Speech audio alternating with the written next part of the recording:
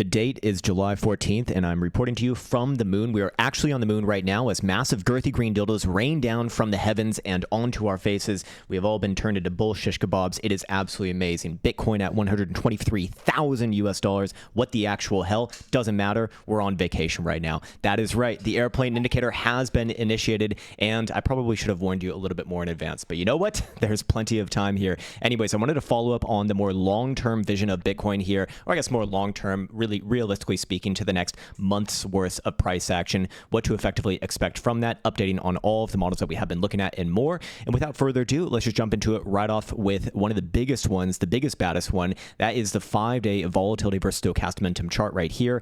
And of course, this chart has been one of the biggest charts that has effectively, I guess predicted. I don't like the word prediction. No, it's not prediction, but has been leading us for these major moves ever since we started to speak about it, which was back in 2020 to 2021. It has caught all of the biggest massive moves for Bitcoin on the actual explosions, and once again, it has caught this move, which is really nice, I guess. Anyways, I wanted to update on this as it is actually technically not even fired off just yet. The 5-day time frame will close tonight in 16 hours, 11 minutes, and 46 seconds and counting. And we do see that 5-day BBWP representing volatility is now above 15 percentile. If you're wondering what the hell I'm talking about, well, this setup effectively combines the 5-day time frame's volatility signature right here using the BBWP indicator. And anytime that this goes into extreme contraction levels, which we define as below 15 percentile, then the direction of the stochastic oscillator upon the confirmation of the volatility indicator expanding, which we see right here is back above 15 percentile, is usually, in fact, for the upside, it has always been the direction of the next major, massive macro move. If we go into a study of all the past iterations where we've seen this setup fire off, I've gone through the full history of Bitcoin, and there's been 16 prior iterations where, again, you had that volatility contraction followed by volatility expansion, and then the direction of the stochastic oscillator was in the upside direction. 16 out of 16 times, it has led to major, massive upside moves with an average return of just under 42%, a standard deviation of about 11.75%, which gives us a first standard deviation range between about 30% on the lower end to about 53% on the upper end. And typically this takes on average about 34 days. So 34 days puts us into the last week of the next month, which is August, I think. I don't fucking know what month it is. Doesn't really matter. Anyways, about 1 month from now, we do expect this move to find likely its next major high. That's how I measure these things. And by the way, when I did this study, or when I did this,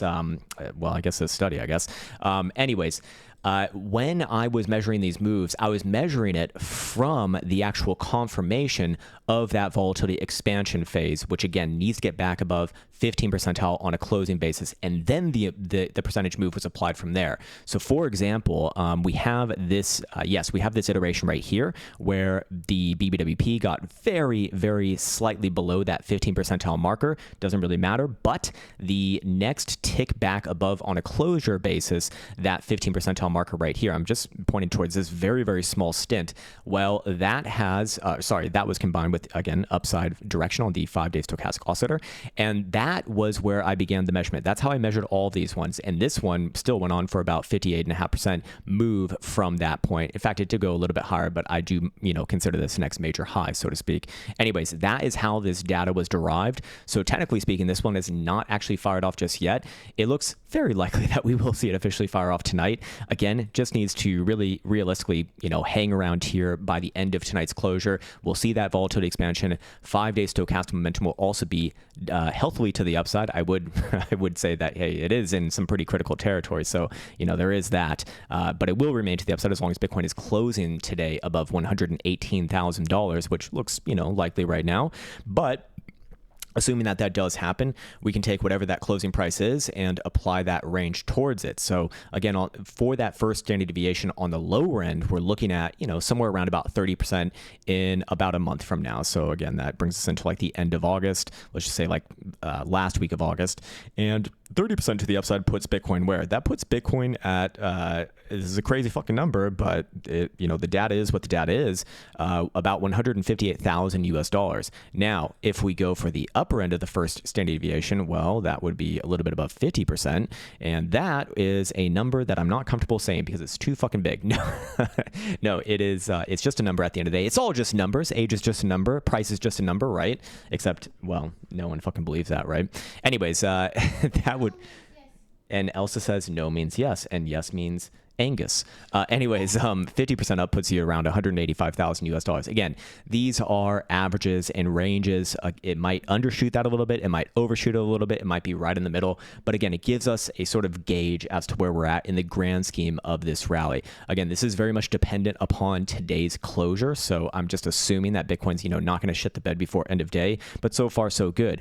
On top of that, we can combine this with another setup, another one that we've been referencing on this channel now for quite some time, definitely more than a year now. It's the 5-day 5 EMA setup. We're using the Quant Prime service to derive the strategy right here, and we can go into the strategy results. And for the past 10 years, it's had an incredible run with major returns. Now, this one does have, admittedly, a much lower probability to win at 40%.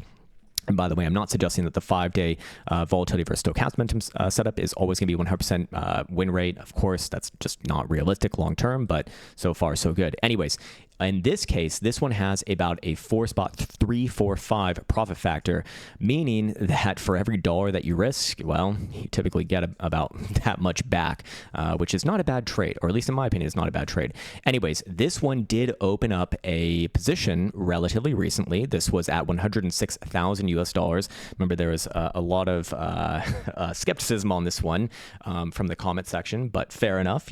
Everyone's entitled to their opinion. At the end of the day, stats are stats, and so far, so good. Up almost close to 20,000 bucks now from that entry. Not bad. Anyways, I should actually explain this setup. It's a very simple setup. Just as soon as Bitcoin closes above that red moving average, which is a 5 EMA, then a long position is opened, and whenever Bitcoin closes below, that position is closed. We saw one recently work out over here. This was calling the April lows from about 83,000 bucks, closed relatively recently, deep into the 100s, about 105. Obviously, Bitcoin traded a little bit north of that before that. This setup also catches pretty much all of Bitcoin's major explosive moves, but it does chop around a lot. You see a lot of losses during consolidation phases, but they're relatively small losses. Anyways, back into the strategy tester we go. If we look at the trade analysis, we can see that the average winning trade has returned about 37.5% versus the average losing trade at 5.75%. And on average for the winning trades, it takes about 10 bars. So 10 bars on a 5-day time frame is 50 days. 50 days from the entry, which was here in late June, puts us where? That puts us, again, this would actually be mid-August, let's say. So, and again, these are averages. Like, it might be a little bit more, it might be a little bit less, but we see multiple things now in the same vicinity, and that average return at 37.5%.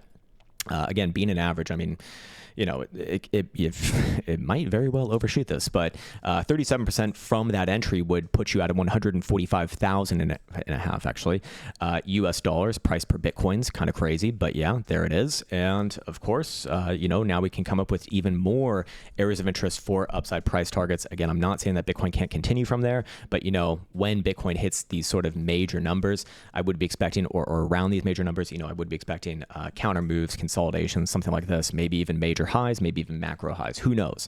I'm playing it by I'm playing it by ear as always. I reserve the right to change my fucking mind, as anyone should. When presented with new information.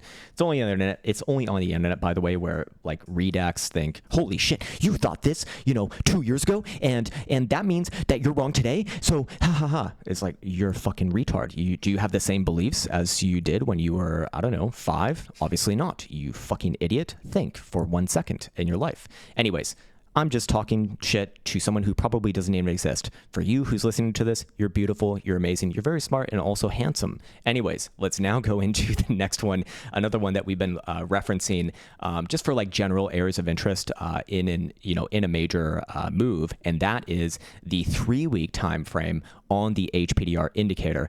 And whenever we've seen this reclaim, which means just close above after being below the median, which is where my cursor is currently on right now, just this very thin white line, we've seen I mean, always actually a move to at least the 38.2 level. In fact, I could even say at least the 61.8 level. And in many cases, in fact, the past couple of cases, we saw it get all the way up to the 77.6 here. So as of right now, obviously, Bitcoin did reclaim this officially on last Friday's closure for CME. Bitcoin has gotten a very quick move up to the next major area of interest, the 38.2 level. And call me crazy, but I think it's probably unlikely to stop there. And, is Bitcoin likely to get into this red circle? Probably yes. Where would that put us at in terms of price? Well, there's again that 140 number. Then we have, and that's between about there and 150. So again, that keeps on popping up. If we go all the way to the 776, that would be 170. Again, kind of cutting it in between for that 5-day setup over here. So we see multiple things pointed in the same direction. Again, I look at that as confluence, that these numbers probably do matter in some way. Again, I'm not saying it's going to be a macro high. You probably get major highs around these numbers, or at least major consolidations. But yeah, just numbers keep on the board there. Anyways, moving on from there, let me get my notes back out. Fucking forgot where I am. God damn it. There we go. Okay, yeah. So we got through all of the big ones there. I won't reference the 2-day time frame setup today.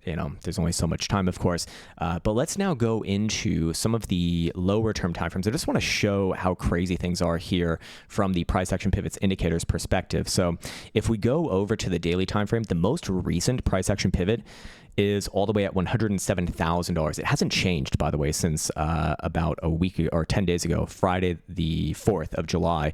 Again, just still hanging out down there. I mean, Bitcoin's just been a continuation from there. So, we are in the twilight zone right now, just in a more serious tone. Like, it is actually the twilight zone where just crazy shit happens.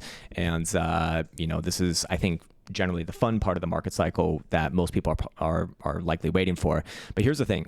When I go to the lower term timeframes, you're going to notice that this number does not really change that much. 12-hour time frame, again, is basically the same number, 107. 6-hour time frame, where's the most recent price action pivot? It is 116,850. 4-hour time frame is going to be very likely the same. Yeah, about the same, 116,500. 2-hour time frame is also going to be way up there, actually at the exact same number. Hourly time frame is going to be 118, a little bit higher. Even when we go down to the 15-minute time frame, I mean, guess where it's going to be? It's going to be all the way down here, 118,900. So what I'm saying is that if you're on the lower term time frames, expect extremely volatile moves in this environment, because Bitcoin theoretically, and I don't think it's going to do this, but theoretically, it could come down to the most recent price action pivot and still be bullish overall. Now, what's most likely to happen is that Bitcoin, does Bitcoin type shit, and it will come down at some point, but it'll set in a higher low, and then we can move up that next, the most recent price action pivot to whatever that number is. Maybe it's 120, maybe it's 122, maybe Bitcoin just fucking zooms on a massive girthy green dildo to the heavens, and then, when it pulls back, it's 130. I don't fucking know. But what I do know is that when this indicator does update, that's gonna be the next major number to be paying attention to. Until then, just let Bitcoin do its thing. Again, price action pivots, beautiful indicator to just generate a bias alongside these trend line extensions, which right now, again, Bitcoin being in the crazy zone, is just going to do crazy things. So let it do its thing. What I should bring up, however, and again, just completely from a different angle here, we're looking at these trend line extensions on the price action pivots indicator. And what do you know? Bitcoin is in something resembling a rising channel here. And I suspect that the extensions are going to, play off a price. And as of right now, for the weekly time frame, the upwards trajectory, the upwards boundary is about $135,000. If we go over to a monthly, we can see that that's about 130 for the month of July. So, maybe Bitcoin doesn't necessarily close above 130 by end of month. But if we go to the quarterly, I mean, these numbers just keep on getting bigger, of course. In fact, the quarterly is drawing the upwards boundary from 2019 connected with the 2021 highs.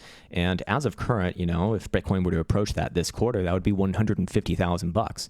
So, the longer that this goes on, obviously the higher and higher that will rise up. But just keep these numbers in mind, because, we are are seeing a significant amount of confluence around these regions. Like I said, when I see something like that, I definitely expect like a major high at one of these at least, maybe even a macro high possible. But until we actually get there, it's very silly to try to, guesstimate where that's going to be.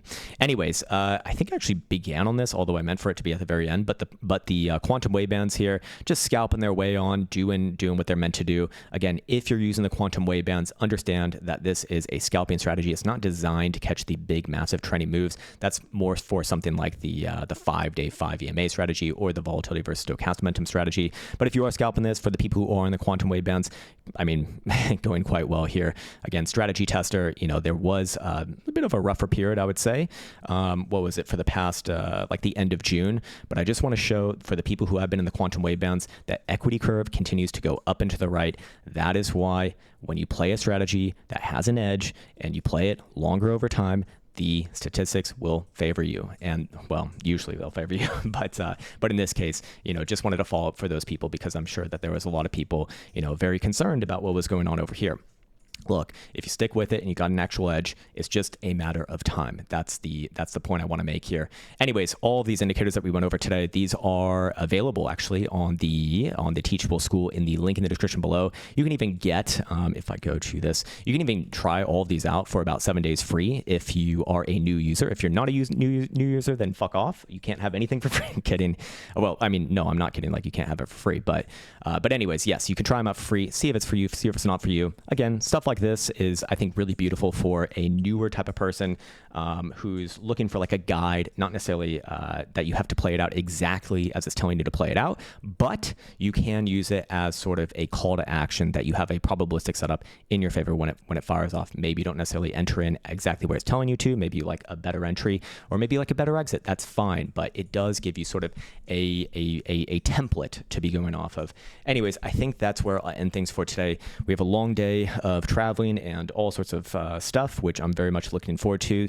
And I'll be also, of course, hawking on my phone as much as possible. No, of course not. But I do want to wish you a nice and healthy, happy Monday here.